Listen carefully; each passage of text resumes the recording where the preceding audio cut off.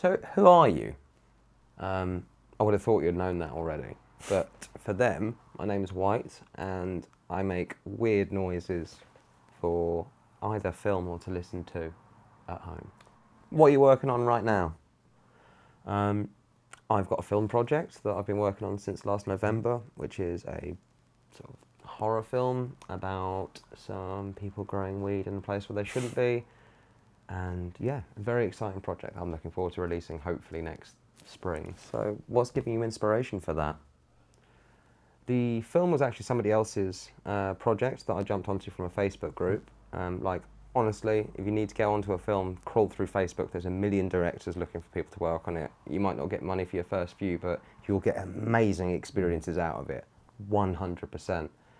And in terms for like the musical side of things, inspiration comes from everywhere. Like, it started off with video games, like Silent Hill, Echo the Dolphin, Final Fantasy, all of that sort of stuff was massively influential to start off with. And then later on in life, Echo's pretty old. yeah, man. I just How wanted to long make have you been noise. making music for? It must be quite some time now. I started playing piano when I was about 6, but I wouldn't say I started writing music until I was about 19, 20, maybe like the second year of university when I was studying. So yeah. So how does that feed into all of the video production stuff? So, like every musician, I wanted to have music videos, but obviously paying other people to make things is quite expensive. So I figured the best way to do it would be to learn how to make 3D models and visualizers myself, so I can sort of weave my own visual experiences to go with my music. So why the YouTube channel then? Why are you starting that? I wanted to share my experiences with both share my music and share the things that I'm making, but also sort of share the process that goes into them. Like, I'm learning most of this stuff as I go, and I really want to be able to share that with other people who might struggle taking it from figures of authority, like, or from like, you know, a teacher-student relationship, and rather have like someone who's one step ahead of them feeding them the cheat sheets for the next test, sort of thing. So who in the community has inspired you to make the channel? Within the community, I'd say people like Andrew Huang and Boy in a Band were massive influences as far as music creation goes. There's also Underbelly from You Suck at Producing. His channel has been amazing. There's also other people like Two Set Violin. I find their deconstruction of everything that they do just hilarious and a great way to get people excited in music that they might not have otherwise had access to.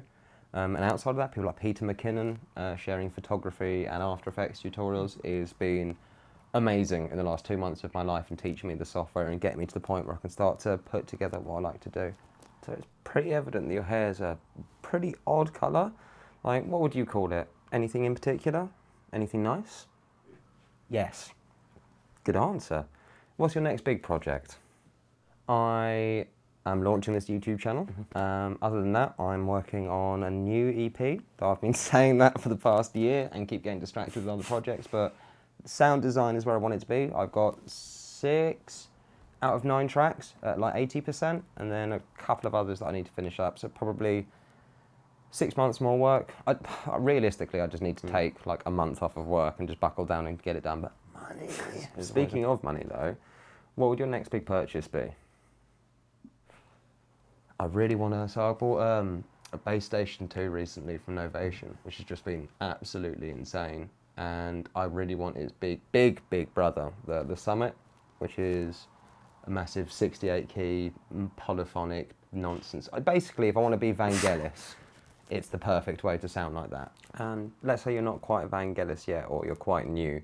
What top 5 things and tools would you recommend to somebody just starting up, like, you know, in a creative field? First things would be a computer. Like, I think it's invaluable in this day and age to have a computer, especially if you're doing any kind of media. Second, beyond that, is get yourself whatever your main focus is going to be. Whether let's say if you're making music, you want to have the best way to listen to music possible. So get yourself a good pair of headphones. If you're making films, you want to have the best way to watch films possible. So make sure that you've got a good screen to watch films on. Make sure that you're enjoying the media that you want to make as much as possible, so that then you can begin to reflect that in what you're doing yourself. A notebook, always have a notebook. Like, just sketching out ideas is always going to be handy. always have something like that you can record for your medium with you wherever you go. So if you do sound, have a field recorder. There's always going to be weird noises out there, whether you're in a coffee shop trying to get background chatter, or a car going past, or a squeaky wheel at a playground or something, or, you know, video camera, getting little bits of B-roll or whatever else. So that's everything. 1, 2, 3, 4, I think that is now. Number 5, time. Make time. Like, just make sure that you spend time doing the thing that you want to do, and make sure that you actively make time and set it aside in order to actively do it. Treat it like a job. If you don't treat it like a job, then you're never going to actually develop to the point of professionalism. I'm not there yet, but I still treat it like a job, because if I don't, no one else is going to take me seriously. Whereabouts do you see yourself in 2 years? In 2 years, I think I'll still be working part-time realistically. I'll probably be working on a few more films. I'd like to be doing more video editing by that point, and moving away from just working on my own sort of projects. I'd like to open that up a little bit more. And I think live performances are the things that I'd like to see myself start doing much more in the next year or so, and certainly start to open up to me-specific performances after that. Nice. To finish it all off, what's the best experience that your creativity has brought for you so far?